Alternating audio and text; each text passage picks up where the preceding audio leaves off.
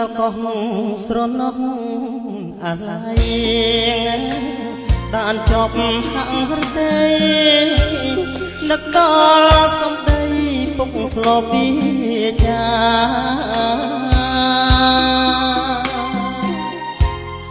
ដាស់